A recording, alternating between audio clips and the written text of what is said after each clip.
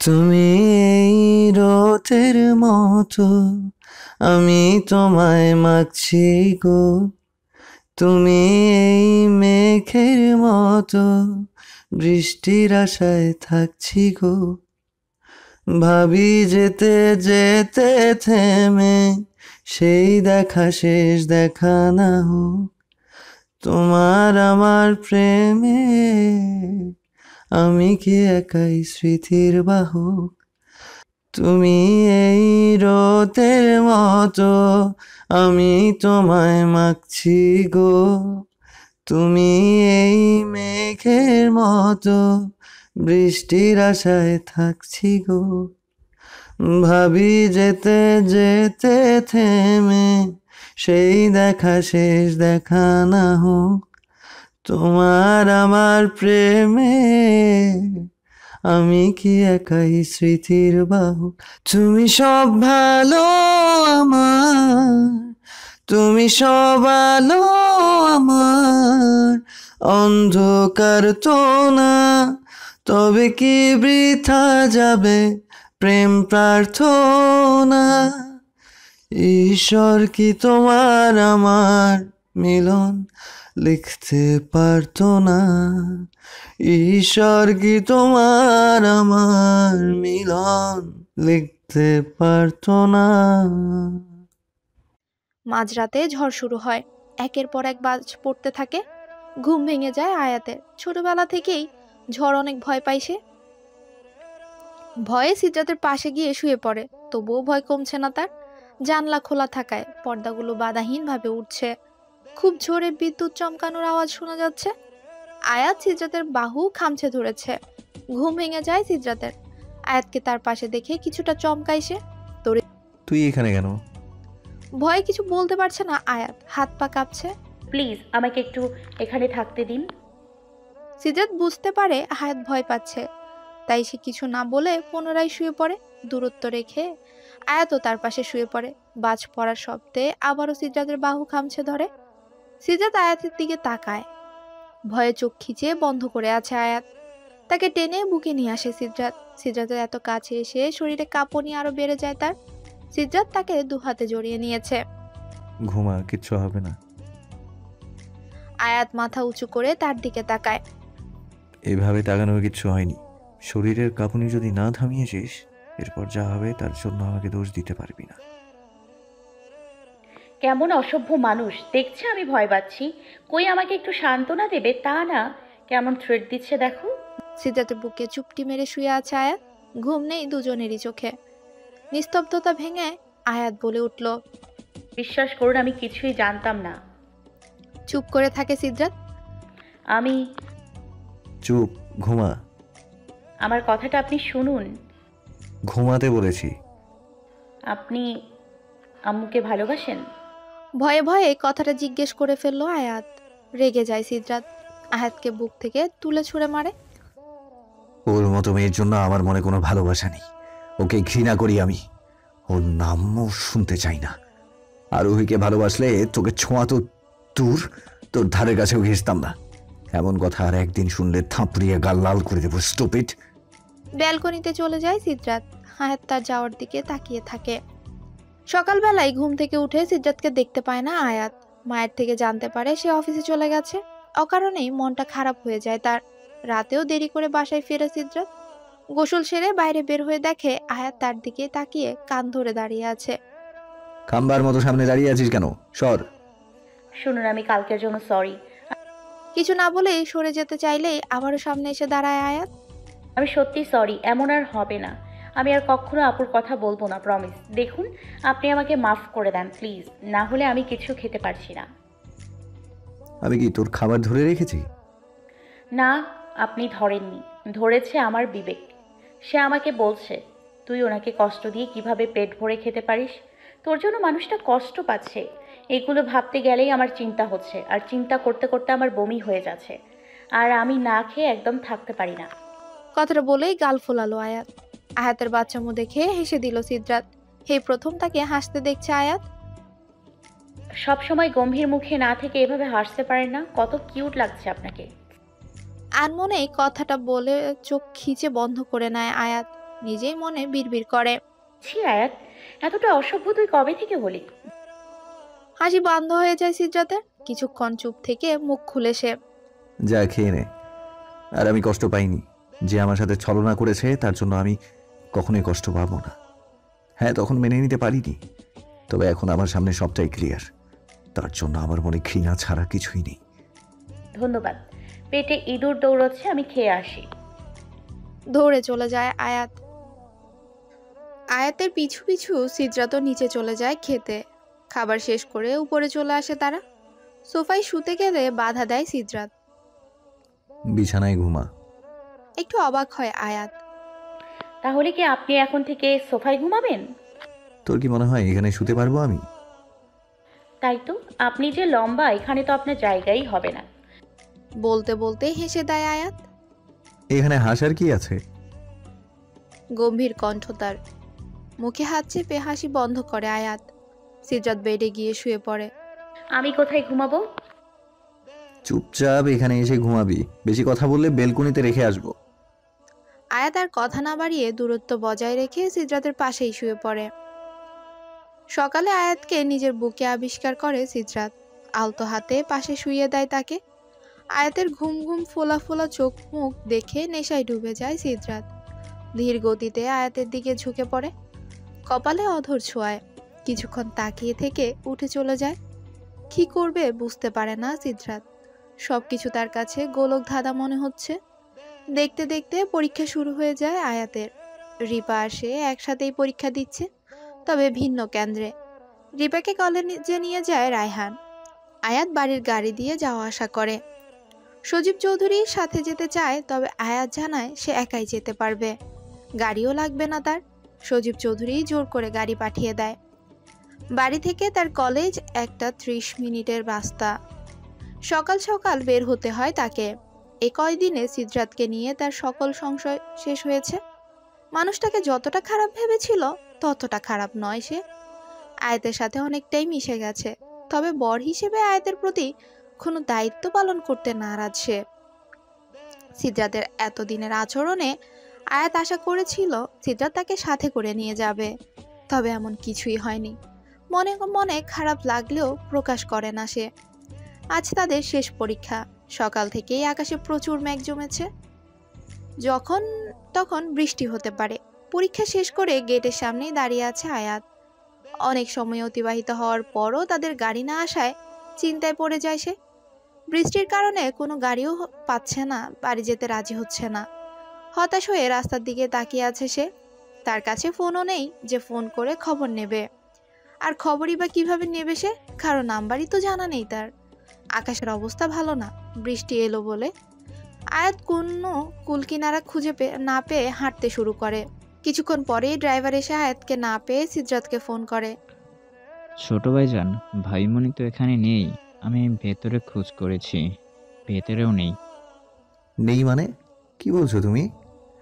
আসলে ভাইজান, আসার সময় জ্যামে আটকে গিয়েছিলাম, তাই আসতে দেরি হয়ে গেছে। এখন দেখছি ভাবিমণি এখানে নেই।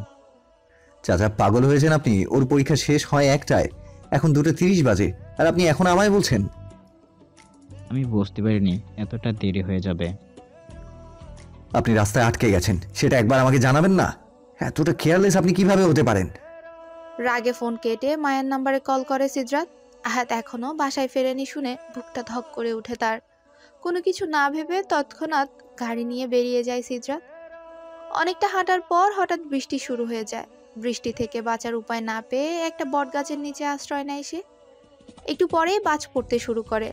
শীতল বৃষ্টির ফোঁটায় কাঁপতে থাকে আয়াত। চারদিক অন্ধকার হয়ে আছে। একাই নিস্তব্ধতা রাস্তায় ভয় পেয়ে যায় সে। তার উপর বাজ পড়ার আওয়াজে খুবই বাজে পরিস্থিতির শিকার হয়।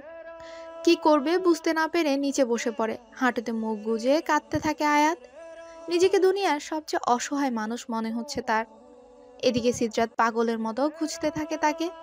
মাথা কাজ করছে না তার। কলেজের সামনের রাস্তায় হঠাৎ বটগাছের নিচে একটা মেয়েকে বসে থাকতে দেখে ওটাই যে আয়াত চিনতে অসুবিধা হয় না সিদ্রাতের। বৃষ্টি মাথায় নিয়েই গাড়ি থেকে নেমে দৌড় লাগায় সিদ্রাত। আয়াতের কান্নার শব্দ কানে আসে তার। হাঁটু গেড়ে আয়াতের সামনে বসে সিদ্রাত। কারো উপস্থিতি টের পেয়ে চোখ তুলে তাকায় আয়াত। সিদ্ধার্থকে দেখে তার বুকে চাপিয়ে পড়ে, শরীরের সর্বোচ্চ শক্তি দিয়ে জড়িয়ে ধরে বলে ওঠে। কোথায় ছিলেন আপনি? জানেন আমি কত ভয় পেয়েছি। সিদ্ধার্থও বুকের মাঝে মিশিয়ে নেয় তাকে। কোনো ভয় নেই, আমি এসে গেছি তো, কিচ্ছু হবে না। কান্নার গতি আরো বেড়ে যায় আয়াতের। আয়াতের এমন কান্নায় ভেতরটা ছারখার হয়ে যাচ্ছে সিদ্ধার্থের। শক্ত করে বুকের মাঝে জড়িয়ে রাখে আয়াতকে। আমি কি সবার কাছে এতই মূল্যহীন? বিয়ের সময় কেউ আমার মতামত নেওয়ার প্রয়োজন মনে করলো না।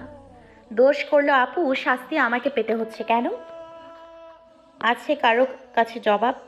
কাঠের পুতুল হয়ে গেছি আমি, যার যেভাবে মন চাচ্ছে সেভাবে নাচাচ্ছে। কেউ ভালোবাসে না আমায়, কেউ নেই আমার পাশে, কেউ। কথা শেষ করার আগেই সিদ্ধার্থ তার ঠোঁটে ঠোঁট মিলিয়ে দেয়। সিদ্ধার্থের বুকের কাছে শার্টের অংশ খামচে ধরে আয়াত। এভাবে কতক্ষণ সময় অতিবাহিত হয়েছে জানা নেই তাদের।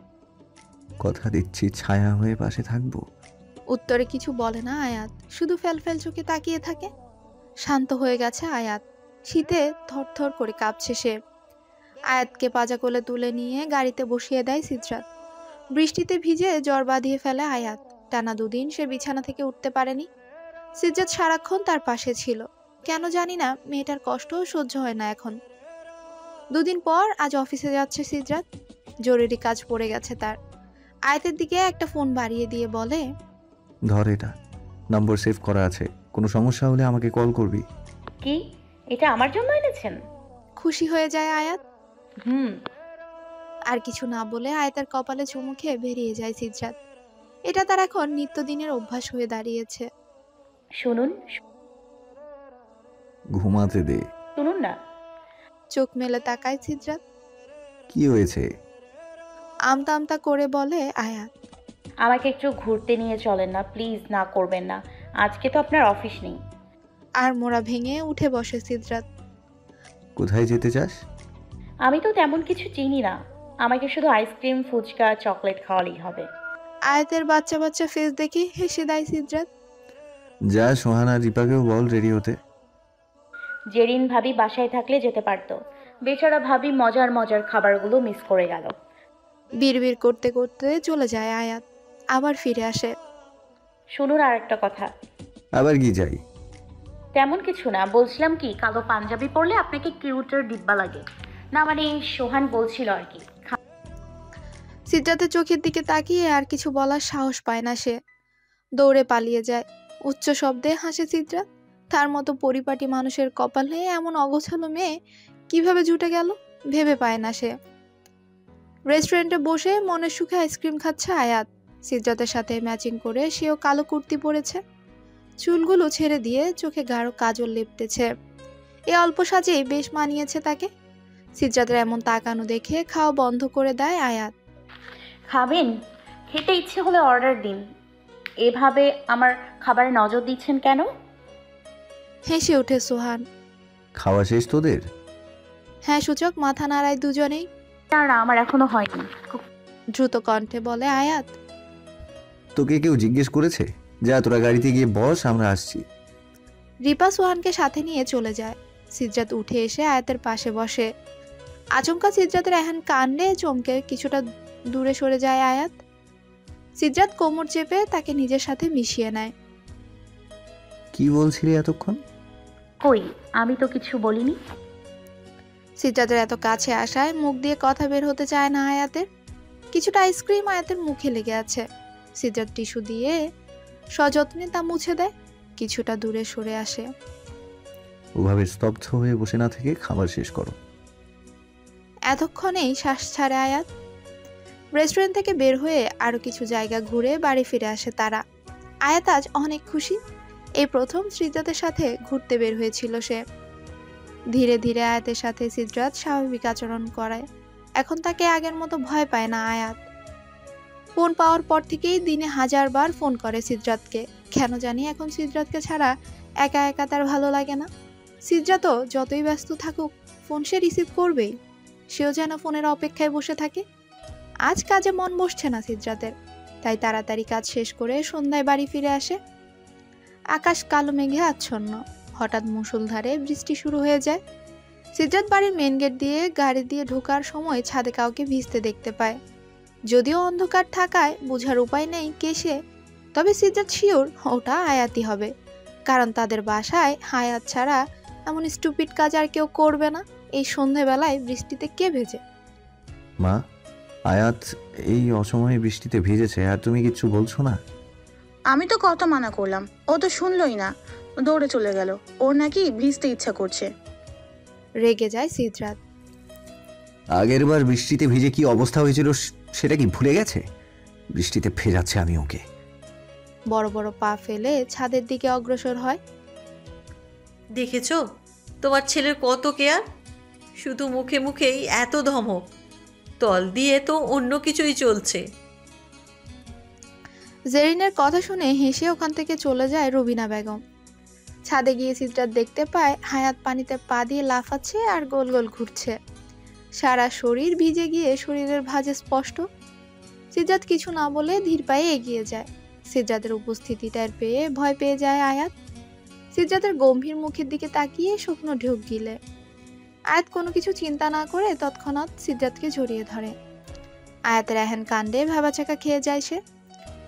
এমন সময় এমন কাণ্ড সে একদমই আশা করেনি। কিছুক্ষণ অতিবাহিত হওয়ার পর সিদ্ধাতও আলতো হাতে আয়াতকে নিজের সাথে মিশিয়ে নেয়। বুক থেকে মাথা উঠিয়ে সিদ্ধাতের দিকে তাকায় আয়াত। সিদ্ধাত আয়াতের চোখে চোখ রাখে। বৃষ্টির পানি সিদ্ধাতের মুখ বেয়ে তার মুখেও পড়ছে। দুজন এভাবে একে অপরকে কতক্ষণ দেখতে থাকে জানা নেই তাদের।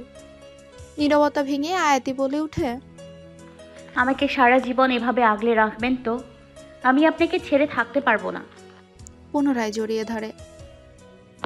একদিন দাদুকে জিজ্ঞেস করেছিলাম, মেয়েরা বাপ মা ছেড়ে কিভাবে অন্য একটা বাড়িতে গিয়ে থাকতে পারে, কষ্ট হয় না তাদের? দাদু আমাকে বলেছিল, স্বামী মানুষটার ওপর আল্লাহ এত মায়া দিয়ে দেয় যে তাকে পাশে পেলে সব কিছু ভুলে থাকা সম্ভব।